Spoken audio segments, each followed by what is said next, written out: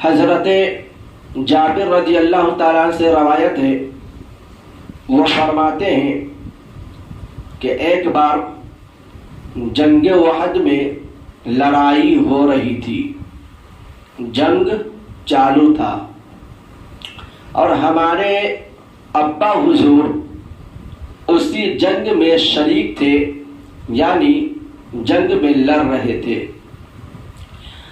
حضرت جابر رضی اللہ تعالیٰ عنہ بیان کرتے ہیں کہ جنگ احد میں لڑائی ہو رہی تھی، جنگ چالو تھا، اور ہمارے ابا حضور اسی جنگ احد میں لڑ رہے تھے۔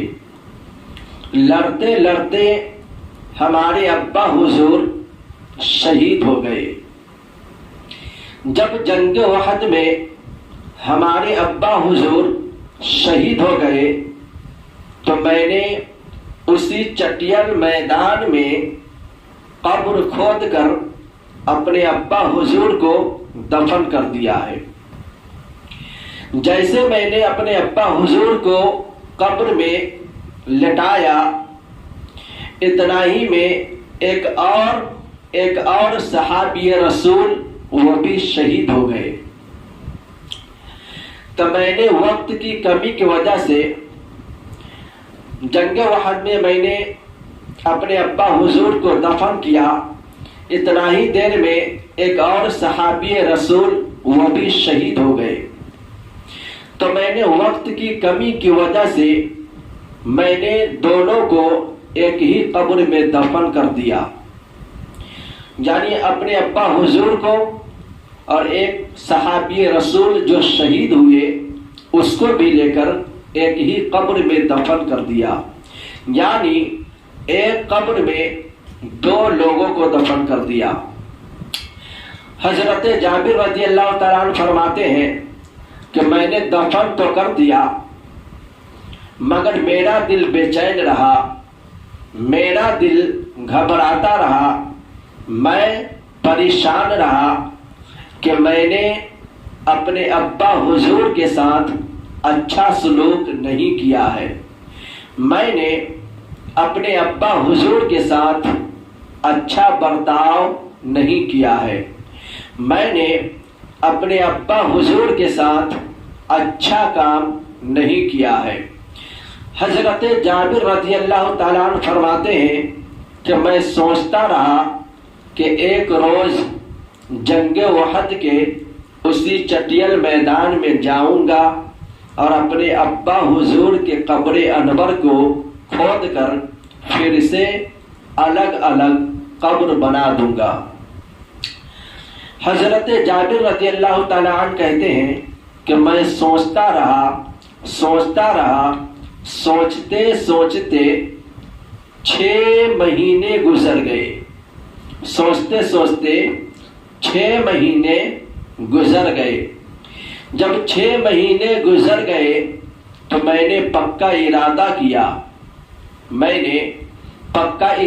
کیا اور جنگ احد کے اسی چٹیل میدان میں پہنچا۔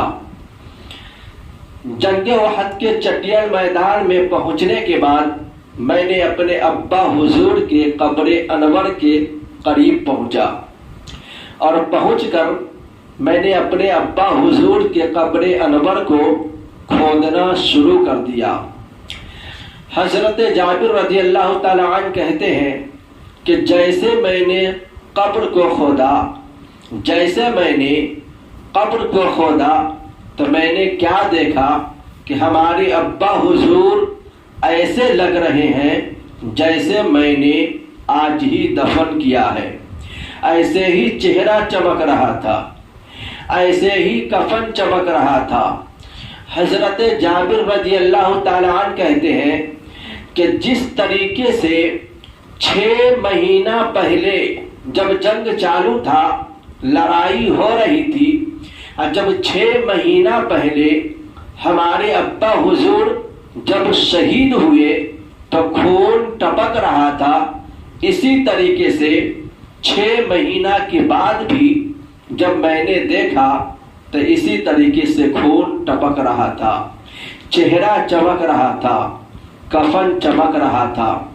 तो आपको अंदाज़ा हो गया होगा ये कोई किस्सा कहानी नहीं है, कोई वाक़या नहीं है, बल्कि ये बुखारी शरीफ जिल्द अव्वल किताबुल जनाइज़ सफ़ा नंबर 186 पर यह हदीस पाक मौजूद है।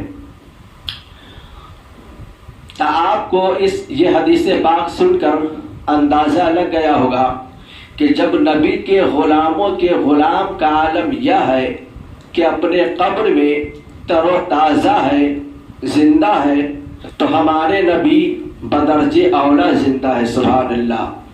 हुज़ूर आला हज़रत रहमतुल्लाह अलैह फरमाते हैं, तो ज़िंदा है वल्लाह, तो ज़िंदा है वल्लाह मेरी चश्मे आलम से छुप जाने वाले। ये हदीस, जब नबी के ग़ुलाम कब्र में ज़िंदा है तो हमारे आका तो बदरजे औला ज़िंदा है। सुभान अल्लाह। बरेली के ताजदार इमाम अहमद रज़ा खान फरमाते हैं कि तो ज़िंदा है वल्लाह, तो ज़िंदा है वल्लाह मेरी चश्मे आलम से छुप जाने वाले, मेरी चश्मे आलम से छुप जाने वाले।